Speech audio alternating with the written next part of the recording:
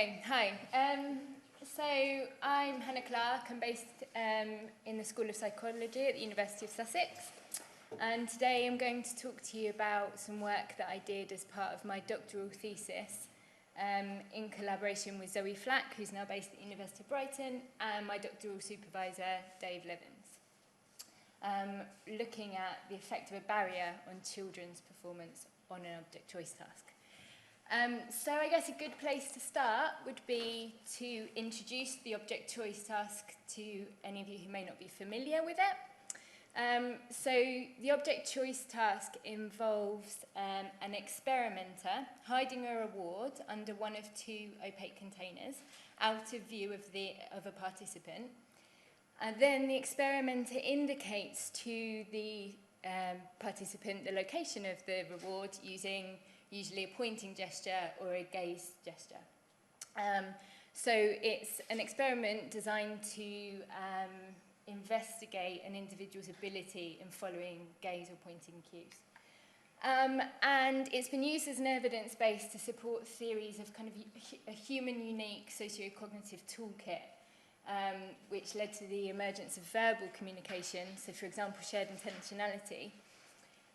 But there's ongoing debate about the underlying psychological processes that are needed to actually follow these pointing cues. So, for example, richer interpretations suggest that actually we need to have shared intentionality, we need to understand the communicator's intent, whereas leaner interpretations suggest that actually maybe learning could also explain this. But the reason that this particular experiment has gained a lot of attention is because of the huge differences we see in the abilities of different species to successfully pass the test. So human infants have been shown to flexibly use pointing cues on the object choice task from around 14 months of age. Non-human primates tend to have apparently much poorer performance. And also people have looked at dogs, and dogs seem to be really good at this. And this has led to kind of things like the domestication hypothesis, which suggests that through their years of domestication, dogs have evolved specialised socio-cognitive skills for understanding communicative gestures. However, when you look at the object choice tasks that are being administered to representatives of these different groups, what you find is that there are systematic procedural and methodological differences in the tasks. So, building on other reviews that have been recently published, I, in collaboration with Mahmoud El-Sharif and Dave Levins, we recently published a review of 73 object choice task studies done with non-human primates and dogs. And what we found is that there were huge differences in the tasks that were being administered in terms of their sampling. So, for example, the pre-experimental history that the subjects had with humans. So the majority of dogs who were tested came from pet backgrounds. So backgrounds where they are frequently exposed to human communicative cues. This is compared with non-human primates who come from a much more varied range of backgrounds, and many of them have much less exposure to these human communicative cues. And this has been shown already in previous studies to have a significant effect on individuals' performance on the task. So Lynn and her colleagues have found that actually non-human primates who have backgrounds which may be comparable to, say, pet dogs, so language-trained apes, enculturated apes, they have really good performance on the object choice task. They're able to perform above chance. Similarly, Udell and her colleagues have found that dogs with alternative life histories, so, for example, kennel dogs, shelter dogs, who don't have this exposure to humans, they show much lower rates of success on the task. We also found differences in spatial configuration, so looking at the distance between the subject and the experimenter, and also the distances between the two containers that are presented. And Nicholas Mulcahy and his colleagues have found that these kind of spacings can also significantly advantage or disadvantage individuals in being able to perform on the task.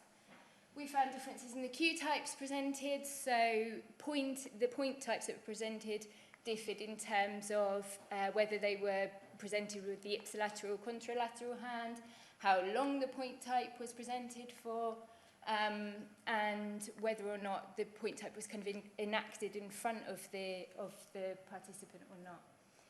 And another area where we found differences, and the one which I'm going to focus on today, is in the use of barriers in the testing environment. So, what I mean by barriers is non-human primates, due to safety precautions, are generally tested from within either their home cage or test cage. And what that does is it imposes a barrier between the subject and the experimenter, and also the subject and the testing apparatus, that isn't present when we test representatives of other species, dogs, human children, etc. And when we looked at this in our review, what we found is that 99% of non-human primates were tested with a barrier present, and this was compared to less than 1% of dogs. So huge difference in the testing environments of representatives of these different taxonomic groups. And what we wanted to see was actually, can this have an effect on performance? So what we did was we took 2 groups of human children. We took a group of 18-month-olds and a group of 36-month-olds, and we tested them from within a playpen, so to kind of mimic the testing conditions that apes are tested with, and we tested them without a playpen. And the reason that we chose these ages was because, as I mentioned earlier, from 14 months of age, children have been shown to reliably follow these cues. So we wanted to be sure that any differences that we saw in their behaviour were due to our experimental manipulation rather than the lack of emergence of these cues. So it was a within-subject design, so each child experienced 8 trials with a barrier, 8 trials without a barrier. And we coded them for correct choice, response latency, and response type. What we found was both groups performed at ceiling level, which was kind of expected because children of these ages are experts in using these cues already. But what was interesting is that we found marked differences in the response types that we elicited from the children. That is, how they indicated to the experimenter where they thought the reward was hidden. So we've got index finger points, whole hand points, grabs, and reaches. So for both age groups, we found that when there was a barrier present, there was an increase in communicative gestures, index finger points and whole hand points, to indicate their choice of response. When that barrier was taken away, they tended to grab the container themselves.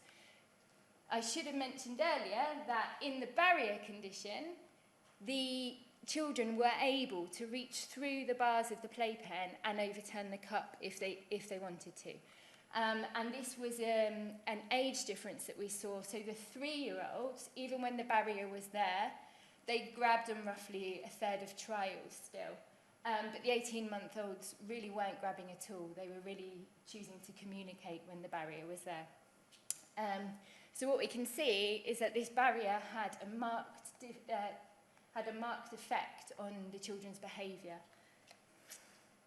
So to follow this up, we thought we would look at what would happen if we then placed the reward out of reach. So we took a group of 36-month-olds and we tested them on 2 trials where they were always tested within the barrier, 2 trials where the reward was within reach, and 2 trials where the reward was out of reach. And again, we coded these for correct choice, latency, and type of response. What we found was that we only elicited 2 types of response. So that was index finger points and grabs. So there weren't any whole hand points or reaches. So this shows that actually the 3-year-olds weren't grabbers per se, but their grabbing behaviour was the result of a spatial evaluation of the situation. We then had a look at whether there was an effect of order of presentation of trials. So the presentation of trials was counterbalanced. And what we found, and we had a look at to see whether the children grabbed in any trial. Okay? And what we found is that those children who were tested with the distal condition first were less likely to grab in the proximal condition. So we thought of two possible explanations for this. One is that when the reward was out of reach, they indicated their response by pointing, and then when it was moved within reach, this was kind of a habituated response, so they just pointed again. Another possible explanation is that when they were tested with the reward out of reach, first of all, they formed a perception of this barrier as being an impediment to them being able to reach the reward, and this perception continued even when the reward was within reach. So, our conclusions. What we can see here is that there were clear differences in behavioural response from children who are experts in using pointing cues, according to whether or not there was a barrier present in the testing environment or not. So this shows us, it builds on previous reviews by Lynn and her colleagues, Udella and her colleagues, which suggests that actually maybe these so-called species differences that we see on the object choice task can be more parsimoniously explained by differences in procedural and methodological features of the testing environment. And that's the end. So I'd just like to thank the School of Psychology and the Doctoral School at the University of Sussex for funding the research, Zoe Flack, Mahmoud El-Sharif, Dave Levins, and of course all the children and parents who participated their time. Thank you.